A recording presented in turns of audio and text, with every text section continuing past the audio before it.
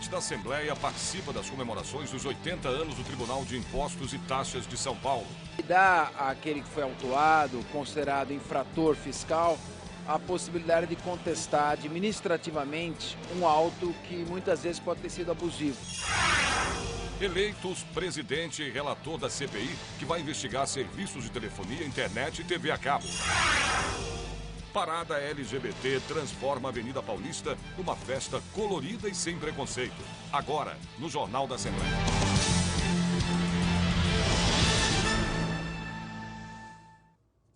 Olá, boa tarde. O Tribunal de Impostos e Taxas do Estado de São Paulo comemora 80 anos de existência. O tribunal é o órgão que julga processos administrativos tributários. O presidente da Assembleia Legislativa, o deputado Fernando Capês, do PSDB, participou do evento. Veja agora na reportagem de Viviane Cesarino. Uma cerimônia sem bolo, mas com muitos elogios ao aniversariante. É que assim como os contribuintes, as empresas também pagam muitos impostos. E quando acontece de uma delas levar uma multa da Secretaria Estadual da Fazenda, é no Tribunal de Impostos e Taxas, o TIT, que elas podem recorrer. Apesar da idade, o TIT não tem nada de velhinho, gosta de uma internet. Hoje todos os processos que tramitam aqui são eletrônicos, o que trouxe muita agilidade. Lá em 2005, 27 mil processos aguardavam até 6 anos para serem julgados. Hoje, são 9 mil processos e o tempo médio de espera é de 1 ano. Por tudo isso, esse senhor tribunal de 80 anos deu uma grande lição aos mais jovens. Foi eleito pela Fundação Getúlio Vargas o mais transparente do Brasil. Como um tribunal administrativo, a função principal dele é justamente dirimir os conflitos que existam entre os contribuintes e a Fazenda Pública, em face de um auto de infração lavrado.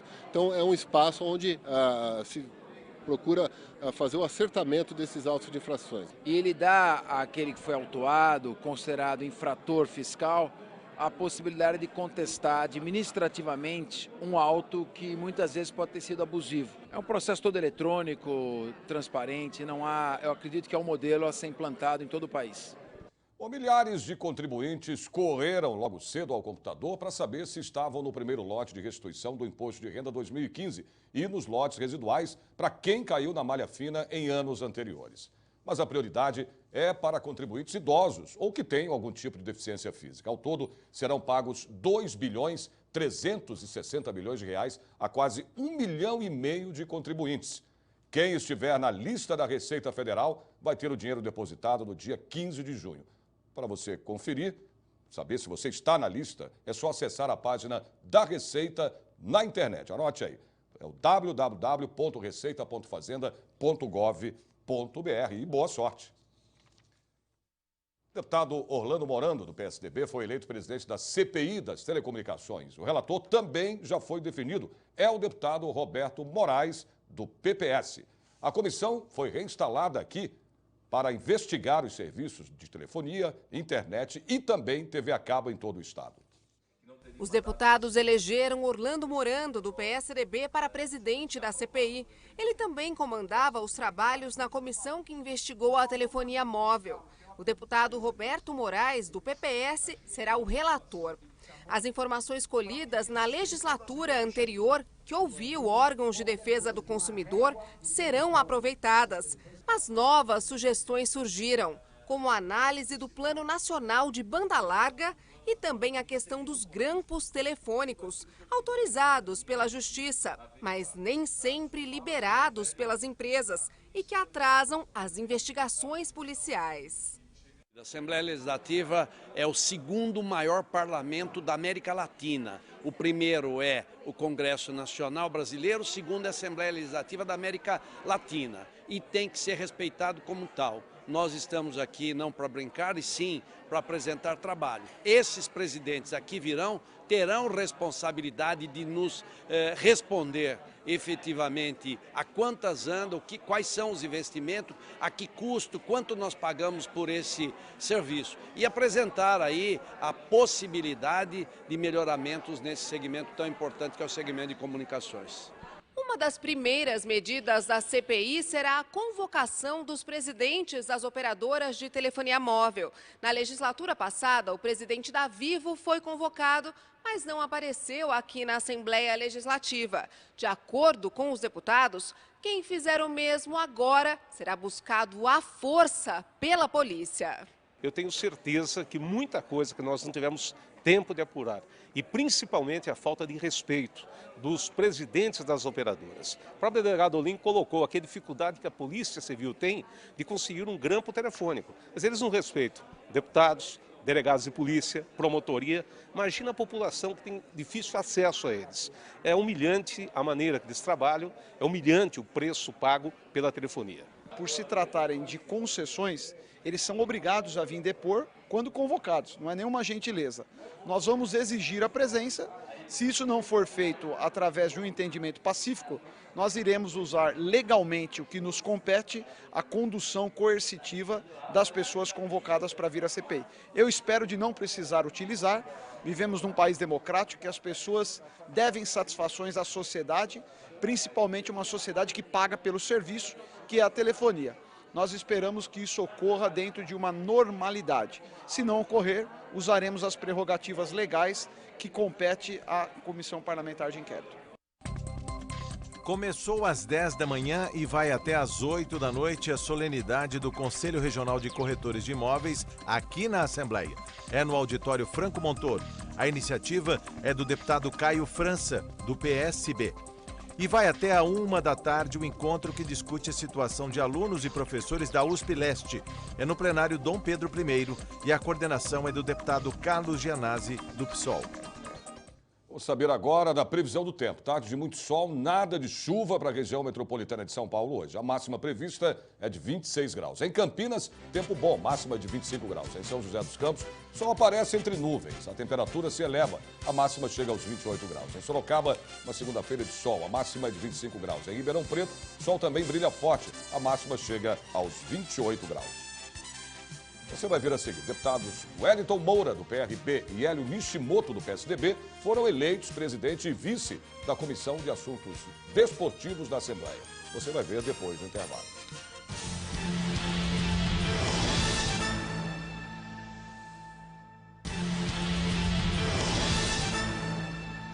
A Comissão de Assuntos Desportivos definiu os nomes do presidente e do vice. Wellington Moura, PRB, e Hélio Nishimoto, do PSDB, vão comandar os trabalhos nos próximos 2 anos. A comissão opina sobre proposições e assuntos de esporte e recreação.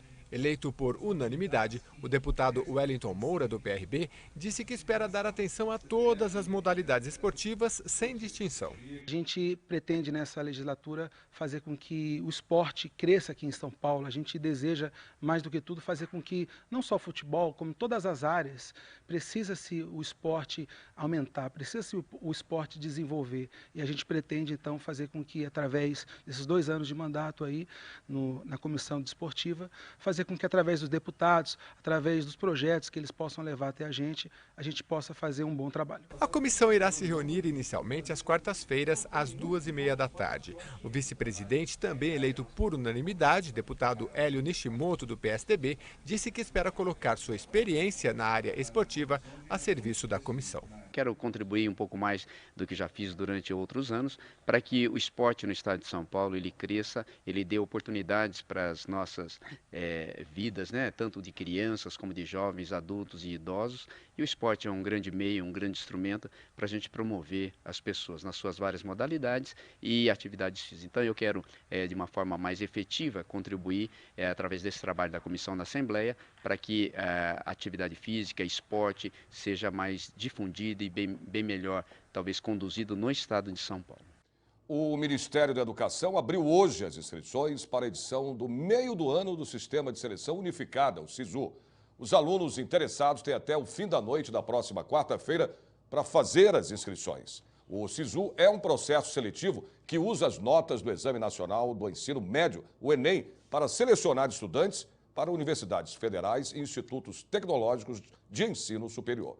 Bom, ao todo, estão disponíveis 55.600 vagas. As inscrições só podem ser feitas pelo site oficial do SISU. Anote aí, é o sisu.edu.br. sangue.mec.gov.br.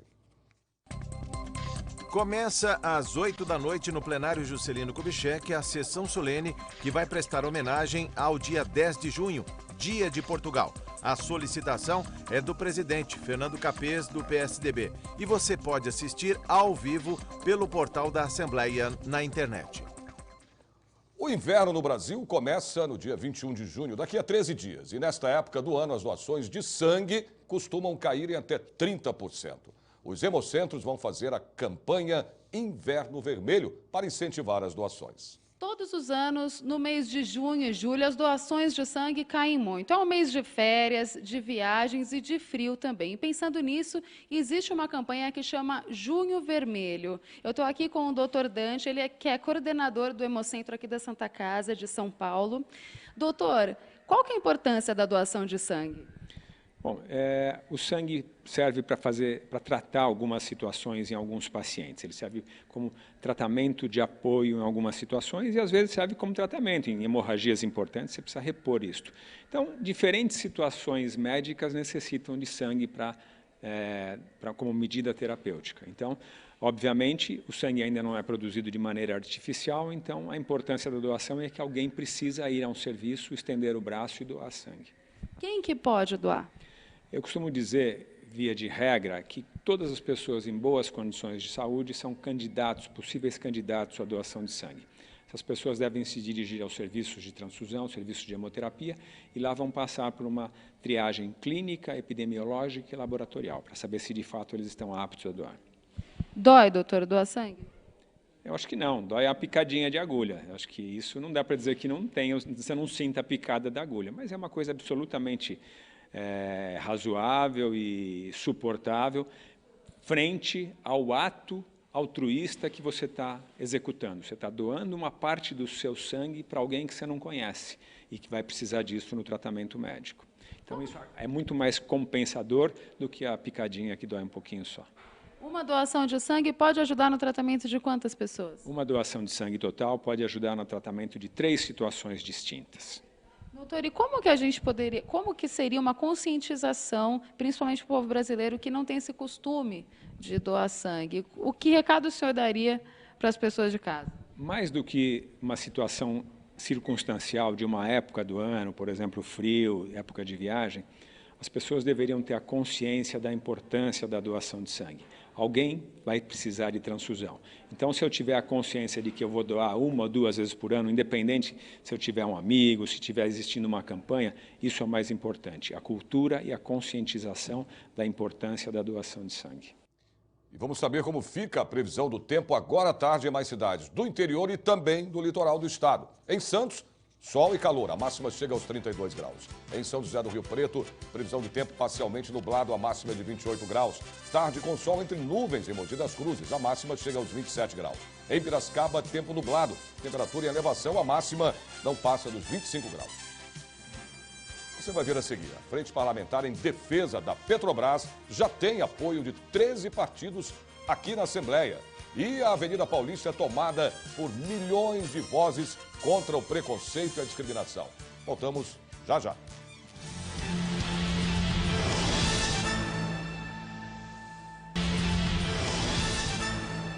Lançada aqui na Assembleia Legislativa a Frente Parlamentar em Defesa da Petrobras. A frente, proposta pela bancada do PCdoB, já tem a adesão de 35 deputados de 13 partidos.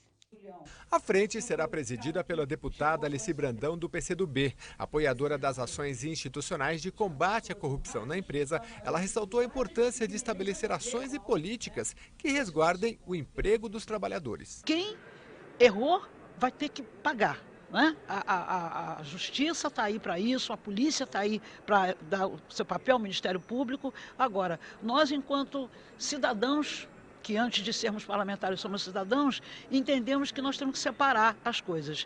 E é por isso que essa frente parlamentar está sendo lançada hoje. Para o presidente da Frente Parlamentar em Defesa da Petrobras no Congresso Nacional, deputado federal Davidson Magalhães, do PCdoB, propostas como o fim do regime de partilha podem expor a empresa ao controle de multinacionais.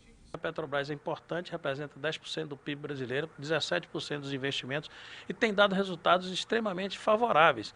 São 5 bilhões de reais no primeiro trimestre de lucro, 800 mil barris dia sendo extraídos do pré-sal, portanto um recorde de produção, um recorde de produtividade, saiu de 14 dólares o barril no custo de extração para 9 dólares o barril, portanto é uma empresa altamente viável e esse enfraquecimento visa a abertura do mercado brasileiro para o controle das multinacionais. Por isso, cabe a necessidade e é importante que se espalhe pelo Brasil essas frentes parlamentares em defesa da Petrobras para que efetivamente o petróleo seja brasileiro. Defender a Petrobras, nesse momento, é importante e é defender o Brasil. O sistema ele conta com uma cláusula fantástica, na nossa opinião, que é a cláusula de conteúdo local, que obriga a que haja contratação de serviços e produtos nacionais, a fim de alavancar a produção nacional junto com essa produção do petróleo, para que não aconteça com o que acontece com outros países, em que, por exemplo, tudo é contratado de fora,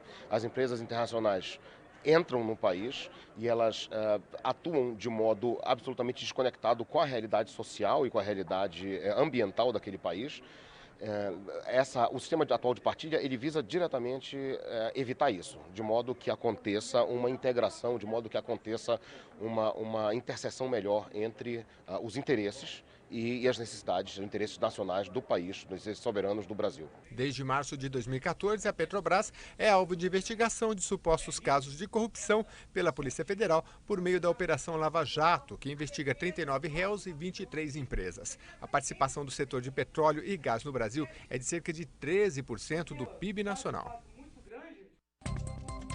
Começa hoje, às 8 da noite, a exposição de 30 painéis intitulada Os Construtores do Brasil.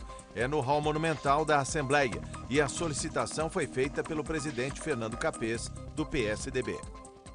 Mais de 1.300.000 carros que deixaram a cidade neste feriadão de Corpus Christi já voltaram a São Paulo. Agora, a boa notícia é que o número de mortes nas estradas paulistas caiu 37% em relação ao mesmo feriado do ano passado.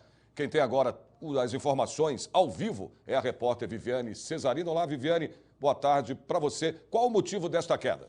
Sérgio, uma ótima tarde para você, uma ótima tarde para todo mundo. De acordo com a Polícia Rodoviária aqui do estado de São Paulo, a explicação para a redução do número de mortes nas estradas nesse feriado é o aumento do efetivo, que foi de quase 23%, ou seja, o número de policiais, de homens ali na fiscalização dos quase 22 mil quilômetros de estradas do estado de São Paulo foi quase 23% maior. Bom, no feriado desse ano, então, foram 26 mortes registradas contra 41 no mesmo período do ano passado. E, mais uma vez, algumas dessas mortes estão relacionadas àquela mistura perigosa que a gente sempre fala, que é o álcool e a direção. Foram presos em flagrante 46 motoristas por embriaguez e 3 deles tinham se envolvido nesses acidentes fatais que eu comentei agora há pouco. E durante o patrulhamento, os policiais também apreenderam 447 veículos com irregularidades.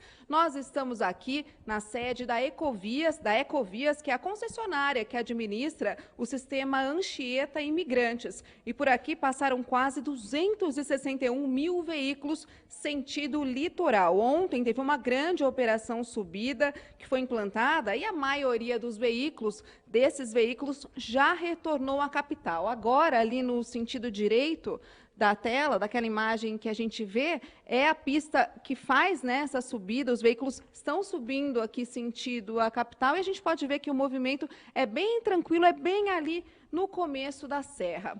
Apesar disso, teve uma morte a mais aqui nesse trecho, nesse sistema todo, a mais do que o ano passado. Olha só, em 2015, foram 39 acidentes, 20 feridos e 2 mortes. Em 2014, 56 acidentes, 17 feridos e apenas uma morte.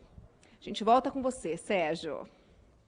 Ok, Viviane, obrigado. E tomara que cada ano, diminua mais ainda os acidentes com morte na vinda do litoral para São Paulo.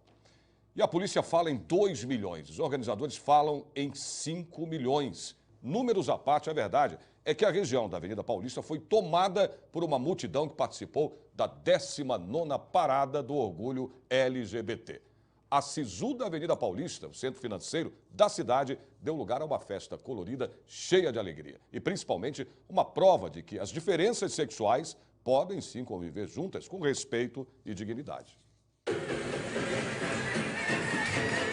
Nós estamos chamando a atenção para que nós queremos viver em paz. Né? Um é negro, o outro é cristão, o outro é evangélico, o outro é homossexual, mas cada um está na sua vida privada cuidando dos seus interesses. Mas na vida pública todo mundo é cidadão.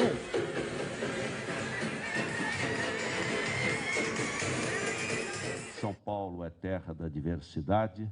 Nós estamos falando aqui de valores fundamentais, a liberdade, o direito, a diversidade, a inclusão, a igualdade, e por isso contem sempre com o nosso Estado, que é terra cosmopolita e da diversidade. A 19ª Parada Gay de São Paulo começou ao meio-dia. Ao todo, 18 trios elétricos e milhares de pessoas lotaram a Avenida Paulista. As cores do arco-íris estavam por todos os lados. Homens em saltos altíssimos, fantasias extravagantes e nada convencionais. Preparado, eu quero curtir, eu quero ser feliz. É uma festa pra gente confraternizar, né? Brincar um pouco, sair do armário. É não esquecer que a parada, ela não é um carnaval fora de época, ela tem um propósito e que a gente não esqueça disso, que a gente está atrás dos nossos direitos, nós homossexuais. A gente está mostrando os nossos trabalhos e nós queremos respeito, a gente quer um lugar ao sol. O Brasil tem cerca de 22 milhões de homossexuais, 10% da população. Só em São Paulo vivem 40% dos gays brasileiros. Boa parte desse público tem renda mensal alta, são empresários, têm nível superior, gostam de gastar e consumir bastante. Por trás disso aqui, eu trabalho em empresas, né? E levo a vida normal, entendeu? E assim, eu acho que tem momento para tudo. Muita gente veio só para assistir o evento, sem preconceito nem qualquer outro tipo de discriminação. Acho que tem que ter respeito, tanto da minha parte quanto com eles, quanto deles para mim. Contanto que haja respeito, tudo legal.